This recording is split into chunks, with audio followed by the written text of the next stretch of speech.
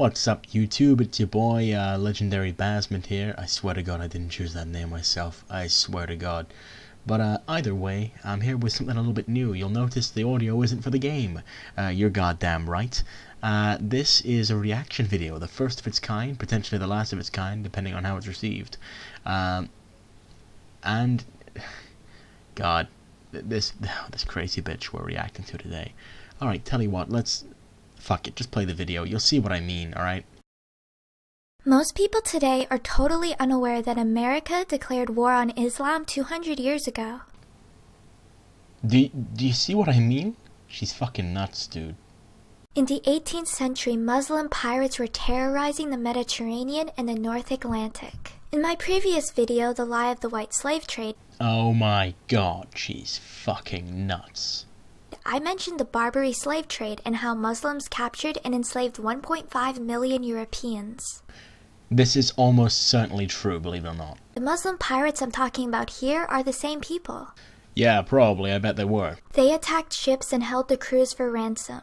Yes, well that's what pirates do, you unbelievable fucking ninny. The hostages were subjected to barbaric treatment and wrote letters home begging the government and family to pay whatever the captors demanded. Hold up. Are you trying to tell me that these pirates let their captives have a postal service? And you're trying to tell me that these pirates are bad pirates? Like by pirate standards? You dumb bitch. These Muslim pirates represented Islamic nations of Tripoli, Tunis, Morocco, and Algiers, collectively referred to as the Barbary Coast, and were a big threat to America. Okay, you entitled racist prat. If pirates represent a nation, then they're not pirates, they're privateers. And also, yeah, this happened all the time. Are you surprised? Do you think white people didn't do this? Fuck off. Before the Revolutionary War, U.S. merchant ships were protected by Great Britain. I'm actually kind of surprised that she acknowledged that. Seriously, I am. I mean, she sounds like the American far right, and they don't like to acknowledge that they were ever ruled by us, so, okay, props to you, I suppose. Recognizing your betters. You piece of shit. When the U.S. declared independence and entered war, the U.S. ships were protected by France. Well, that would be why your ships kept getting captured, wouldn't it? When the war was won, the U.S. had to protect their own ships, which is why we have the U.S. Navy. This is actually true. The entire reason the US has a navy is because of fucking Muslim pirates. Wow. Good job, guys. I'm not even like having a laugh at this. This is actually quite funny to me. God damn.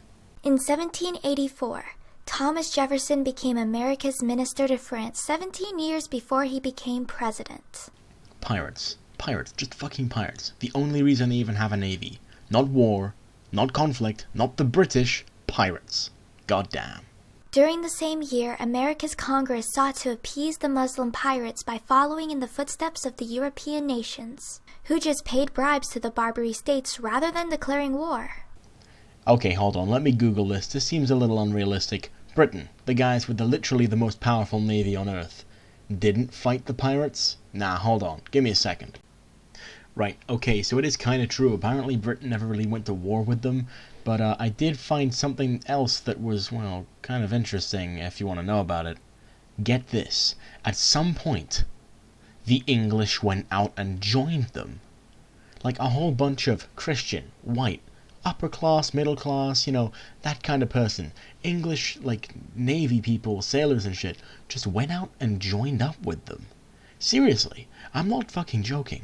There was something known as like the Anglo-Barbary collaboration or something. I just looked this up on Wikipedia, and like we were literally capturing our own, according to this bitch. Like, what the hell? She can't blame this on Muslims if we were taking part. Come on.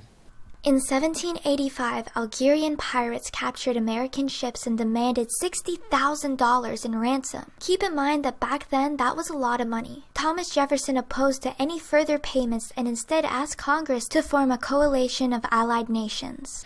Well, that's cute, but America, no one likes you. That's not gonna work. Who together could force the Islamic states into peace. Oh, I get it. This is like the original Iraq War. Okay, I understand now. The cucked Congress instead decided to pay the ransom. No surprise, your navy is shit. In 1786, Thomas Jefferson and John Adams met with Tripoli's ambassador to Great Britain to ask why they had the right to attack American ships and enslave American citizens. This ambassador told them that Islam was founded on the laws of their prophet, that it was written in their Quran that all nations who don't acknowledge their authority were sinners. First of all, the Quran actually contradicts that like a dozen times, and second of all, you're still gonna blame like all Muslims who are 1-2 extremists, a whole bunch of ancient people. How about I blame you assholes for the Crusades? You killed my ancestors in that. Maybe I should just hate all Americans now, huh? That it was their right and duty to make war upon them wherever they could be found. Yeah, okay, no. And to make slaves of all they could and take as prisoners, and that every Muslim who should be slain in battle was sure to go to paradise. Yes, there were and are some people who believe this. However, they are far outnumbered by the decent people who couldn't give less of a shit. Same with Christians, which is why I don't blame you for butchering my ancestors in the Crusades, you cunt. Despite the violence on non-Muslim nations, as well as the objections of many notable American leaders, including George Washington. Okay, now the content of this video aside, George Washington's quote there is actually right. Like, whether it's his quote or not, and I do believe it probably could be his quote because he was that kind of person, that quote is right. Seriously, if anyone ever tells you, oh, just ignore the bullies, they'll go away, no, it's wrong. They'll just try and get worse and worse to provoke a reaction, and then you bleed, and then you get AIDS because bleeding and shit. I don't know. Bad stuff. Who warned that caving in was both wrong and could only further embolden the enemy. For the following 15 years, the American government paid the Muslims millions of dollars for the safe passage of American ships. Wait, there was a time when America valued lives over money? The fuck?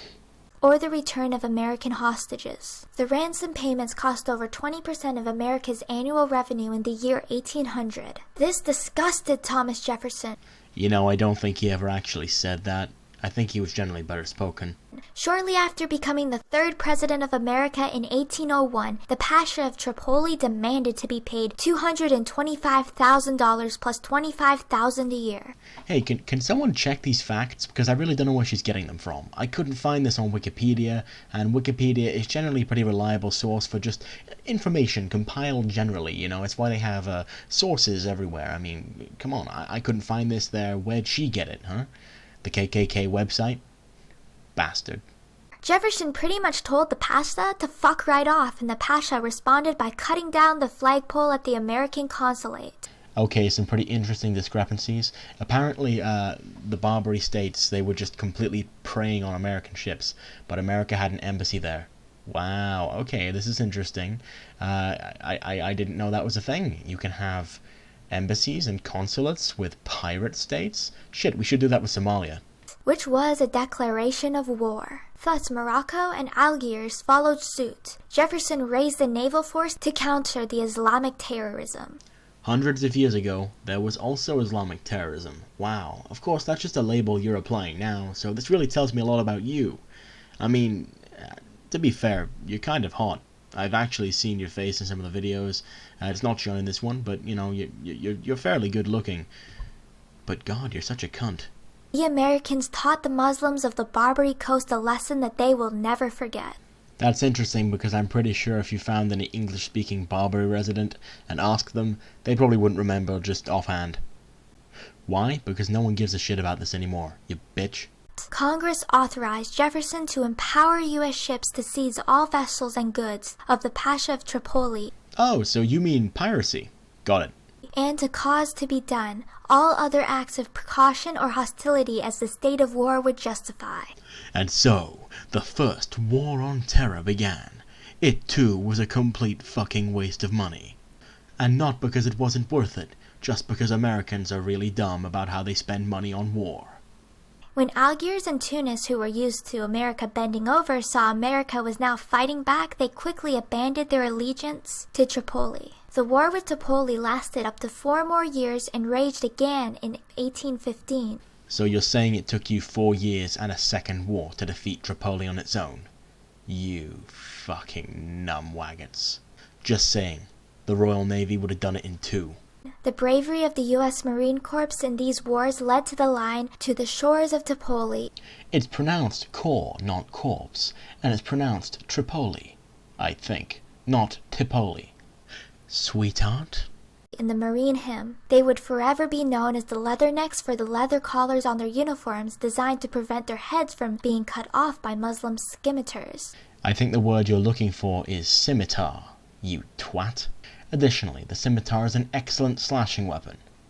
A leather collar is not gonna stop it. When boarding enemy ships, Islam and what its barbarous followers justified doing in its name of the Prophet and their God disturbed Jefferson. America had a tradition of religious tolerance, and the fact that Jefferson himself co-authored the Virginia Statute for Religious Freedom. But fundamentalist Islam was like no other religion he has ever seen, a religion based on supremacism, whose holy book not only condoned but mandated violence against unbelievers was unacceptable to him. Okay, to prove the unreliability of that entire quote about all those scripture quotes, the first two have been taken completely out of context. The first one is about expelling infidels wherever they are oppressing you. Like, seriously, okay, let me just find the actual quote for you. Okay, here it is. And kill them wherever you overtake them, and expel them from wherever they have expelled you. Yeah, seriously.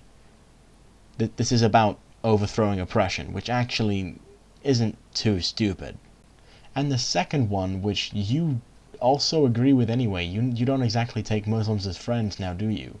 Is actually more about taking a believer over an unbeliever as an ally in terms of war, which is not exactly pleasant to think about, but not stupid either. Seriously, you're just being unreasonable about this now. His greatest fear was that someday, this brand of Islam would return and pose an even greater threat to the United States. Quran 9:5, and when the sacred months have passed, then kill the polytheists wherever you find them, and capture them and besiege them, and sit and wait for them at every place of ambush. But if they should repent, establish prayer, and give zakah, let them go on their way. Indeed, Allah is forgiving and merciful. This is about killing pagans, not Christians. Shut the fuck up. Although, I gotta say, I don't approve of killing pagans either. I used to know one guy who practiced Wicca, and he was pretty cool. And he was right. That day is today. Islam has returned. You idiot. Islam never fucking left. America is, by its very nature, a very multicultural society, as a result of literally all of you being immigrants. So, stop complaining, you ass. This should bother everyone, even non-Americans. I guarantee you, the English will not give a shit. That today we have not only invited Muslims back into our countries, but we are catering to their desires. Islam has brought about women-only classes and swimming times at taxpayer-funded universities and public schools.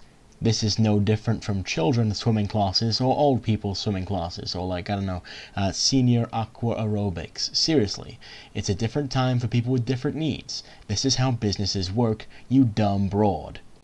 Additionally, I have yet to see a single university in America that is actually taxpayer funded. Shut up with your bullshit.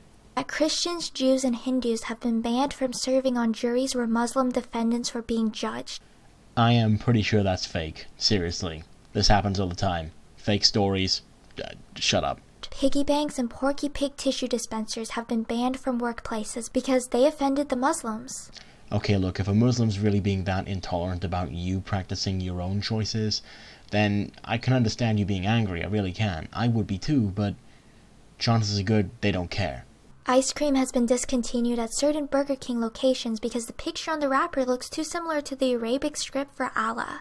I don't think this happened either, but even if it did, how would you feel about, fucking halal butchers using fucking crucifix as their trademark? You wouldn't be happy about it, right? Assuming you really are the dumbass Christian I seem to think you are. That is, dumbass ultra-conservative Christian. I actually have nothing against Christians. Seriously, I go to a Catholic school. Christians are pretty cool, generally speaking. Public schools had pork banned, and Muslim-related shit is always in the news. Okay, tiny pet peeve of mine, as someone who is, like, the grandson of a Muslim. It's Muslim. Muslim, not Muslim. Jesus. No, you use muslin cloths to clean up after a baby when they're throwing up shit all over your face. A Muslim is a member of the Islamic faith, generally pretty decent people. Also, why do you blame Muslims for the news always reporting on every little thing they do? Isn't that the news's fault? You know, your news? It's death by 1,000 cuts, or inch by inch as some refer to it. And most people have no idea that this battle has been waged every day, not only in America at the moment, but also in Europe, ironically, Australia, the third world and nations other are completely first world fine, nations. despite having a much larger concentration of Muslim people. You don't actually think about this very much, do you?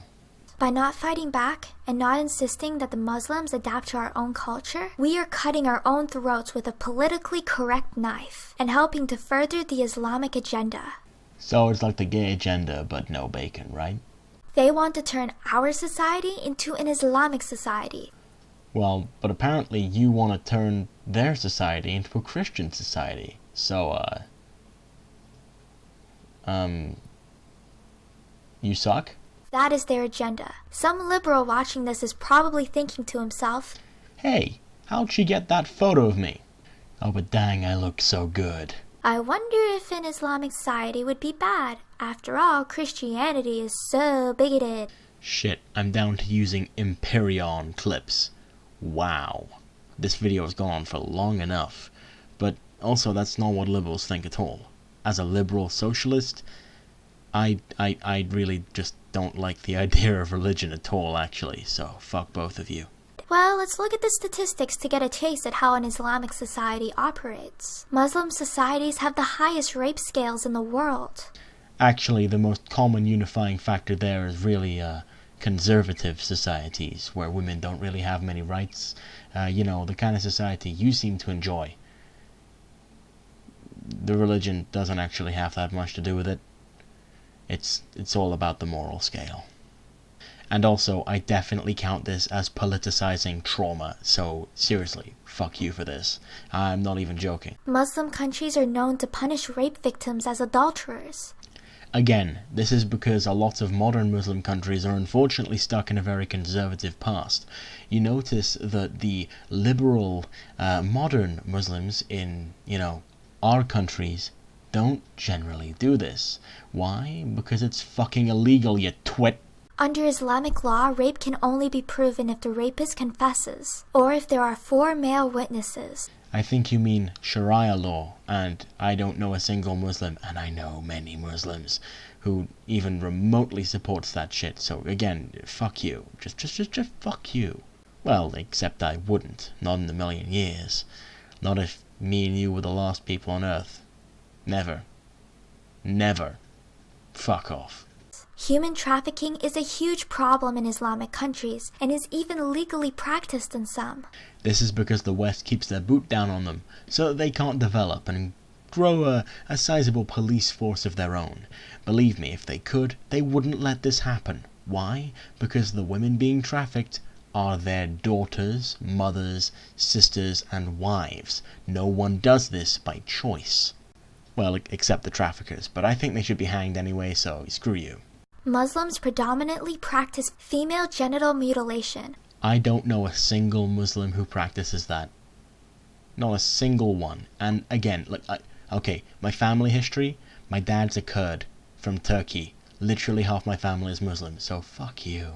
Like, this doesn't sound as hateful as I thought it would, it just sounds wrong. You just sound incorrect. I don't actually know how to react. You're just wrong. That's all. Over 76% of women in the Ivory Coast have undergone the procedure. The Ivory Coast is predominantly conservative.